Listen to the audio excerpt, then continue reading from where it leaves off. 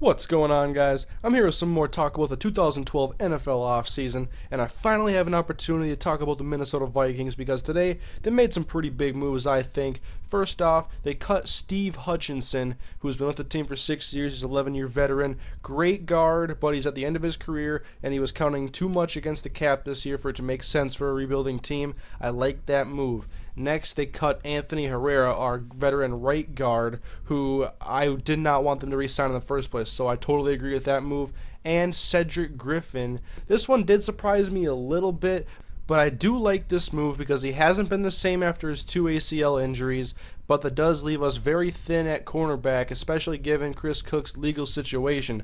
And I like all three of these moves because they open up some salary cap for us to possibly put some talent around these two guys, Percy Harvin and Adrian Peterson, and help out young quarterback Christian Ponder. Get him another receiver to throw to, build up that offensive line. We just got rid of two pieces, Steve Hutchinson being the major piece, obviously, in the downswing of his career. So I like this move because he was counting way too much against the cap. Now, what do the Vikings do from here? Because now they're going to have cap room when the NFL free agency starts and they can start negotiating deals and getting players ready for next year. Obviously, biggest needs on this team are offensive line, secondary, and receiver. Now, there are some good receivers available this year. There's guys like Vincent Jackson, although I think he's too old for the Vikings and come at too high of a cost.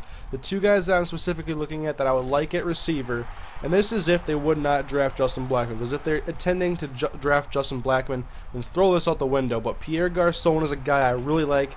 70 catches this year, 947 yards, 6 touchdowns, playing for the Colts and the crew of quarterbacks they go through there. And then there's also Laurent Robinson from the Cowboys, 54 catches, 858 yards, and 11 touchdowns. I think both of these guys can come at a cheap enough price to make sense, and they can play on the outside. And so that's why I like him, because obviously Percy's in the slot, Jenkins is the number 2 possession receiver. But you got to look at defense as well. Who could they sign for the secondary? There's guys like Tim Jennings from the Bears who fits the scheme, the Tampa 2 defense, or there's a guy like Brandon Carr. But you also got to look at offensive line now because we just got rid of 2 pieces. Carl Nix and Ben Grubbs are available. Obviously, I think Carl Nix will come at way too high of a cost right now. And at left tackle, if they're not going to draft Matt Khalil and they want to go with Justin Blackman, they could get a guy like Demetrius Bell, who started 6 games this year, was impressive.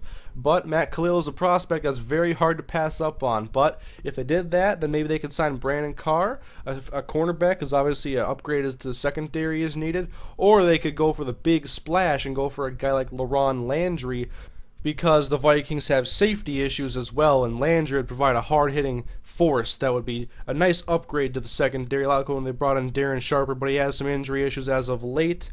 And my thoughts, I really like Pierre Garçon, but I also really like Justin Blackman, especially after his pro day when he had his good 40 time.